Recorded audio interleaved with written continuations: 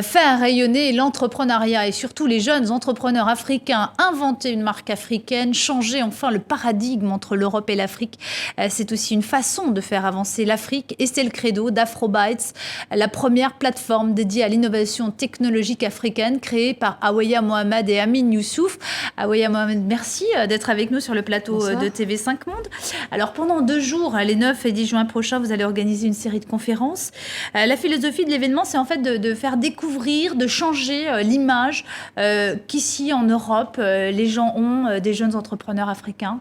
Merci de me recevoir. Et avant toute chose, si vous le permettez, j'aimerais, comme je sais que vous êtes très connectés avec vos téléspectateurs, j'aimerais les inviter à se connecter sur afrobytes.com de manière à ce qu'ils puissent aussi suivre notre conversation. Donc, en effet, comme vous le disiez, on organise une conférence à Paris le 10 juin prochain dans le cadre du Festival Digital Futur en Scène.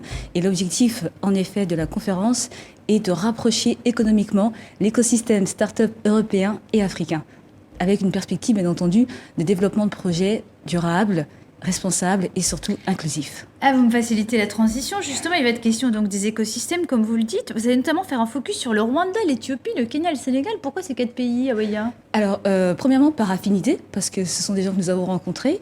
Et deuxièmement, parce que ce sont des pays aussi qui sont très dynamiques, où ce secteur est également très accompagné.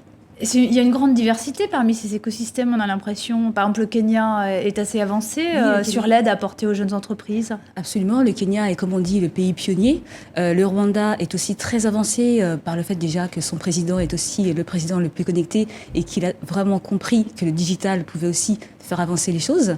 Et puis pour le reste, encore une fois, c'était vraiment par affinité.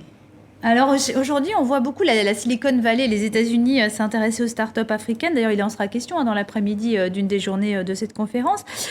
Selon vous, de la part des États-Unis, c'est un réel intérêt de vouloir aider, financer ces jeunes entreprises, ou est-ce que c'est un moyen de se positionner pour pouvoir investir et trouver des parts de marché en Afrique ? Alors, c'est vrai que les États-Unis sont déjà sur le continent africain. Nous, en effet, on va donner la parole à des venture capitalistes, en effet, jeudi prochain, lors de notre conférence, en tout cas la première étape de notre conférence. En effet, ils ont aussi compris que Paris pouvait être aussi un moyen de se connecter avec l'Afrique. Et c'est ce que nous proposons aussi à Afrobytes, qui, en plus d'être une plateforme, est surtout un hub, un stand d'innovation, qui sera, en tout cas, nous l'espérons, un passage clé pour l'innovation africaine. En tout cas, on va faire de Paris un point de passage clé. Oui, parce qu'on a du mal à imaginer. On connaît la Silicon Valley avec des concepts incroyables, avec des capacités de financement.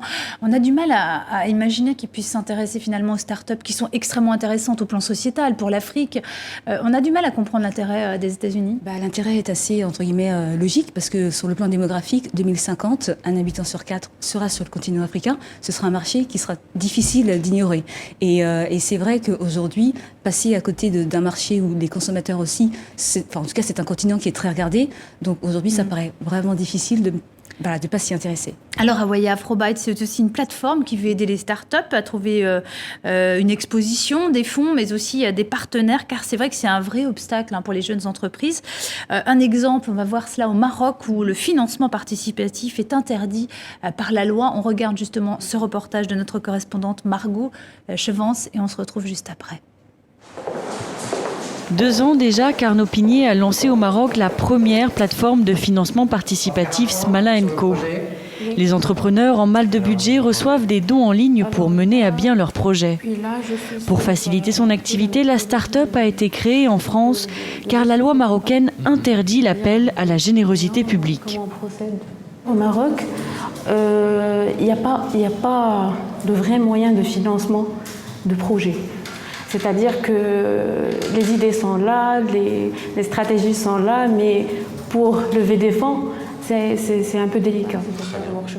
Conscientes de l'essor rapide du financement participatif, les autorités planchent déjà sur un projet de loi pour légaliser cette activité au Maroc. Aujourd'hui, une plateforme de crowdfunding permet à des Marocains de financer des Marocains. Et donc on est sur des modèles de financement qui sont autonomes, qui sont auto-centrés. Et ça, je pense que c'est aussi un apport majeur de cette nouvelle économie. Le jeune photographe Mehdi Jassifi a choisi Smala & Co pour financer son projet intitulé Chouma, qui signifie la honte. Une œuvre qui dénonce les mœurs conservatrices de la société marocaine. L'artiste aurait difficilement trouvé ailleurs les fonds suffisants. pour avoir des financements sur des projets artistiques, c'est pas toujours évident.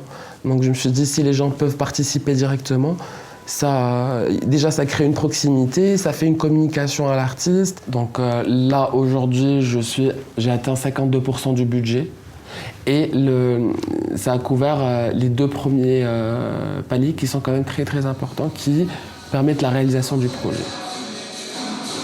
Avec la moitié du budget récolté, Mehdi rejoint les 11 projets financés par Smala & Co depuis sa création. La plateforme ne veut pas s'arrêter là, son ambition, s'étendre jusqu'en Afrique de l'Ouest. Voilà, vous voyez, on voit donc cet exemple très difficile pour trouver des financements participatifs au Maroc. C'est toujours difficile le premier financement, celui qu'on appelle l'amorçage, celui qui permet de faire émerger le concept d'une start-up. C'est celui qui est le plus difficile à décrocher pour tous les jeunes entrepreneurs, notamment d'Afrique. Absolument. Et d'ailleurs, quand nous sommes allés là-bas, en tout cas à la rencontre des hubs avec lesquels nous travaillons aujourd'hui, ça a été entre guillemets leur première revendication. Ils nous ont dit, bon voilà, c'est vrai qu'aujourd'hui, nous, on a besoin de visibilité, on a besoin de financement et on aimerait aussi trouver des partenaires solides en Europe. En tout cas pour ceux qui visent l'international. Comment vous expliquez ces difficultés à trouver ce que vous appelez en fait la graine ainsi de le premier financement? Pour le continent africain, c'est assez simple. Je pense qu'au départ, il y a aussi une question de considération. C'est vrai que l'innovation africaine aujourd'hui est un peu regardée de loin et c'est la raison pour laquelle nous aussi, on fait venir des entrepreneurs très innovants qui ont des parcours exceptionnels. C'est vraiment l'Afrique de Harvard, de Princeton et de l'INSEAD qu'on fait venir à Paris justement pour travailler sur l'image du continent africain de manière à ce qu'on puisse aussi attirer l'attention de ceux qui regardent le continent africain, notamment l'innovation africaine, de loin. Justement, les gouvernants et les chefs de gouvernement et d'état de gouvernement, c'est eux peut-être qu'il faut arriver à convaincre, en tout cas, que l'avenir de l'Afrique sera dans ses capacités d'innovation à travers les jeunes entreprises. L'idée, à terme, d'Afrobytes, c'est de créer une marque Afrique, une sorte de label Afrique. Quels pourraient être les critères, selon vous, de cette marque?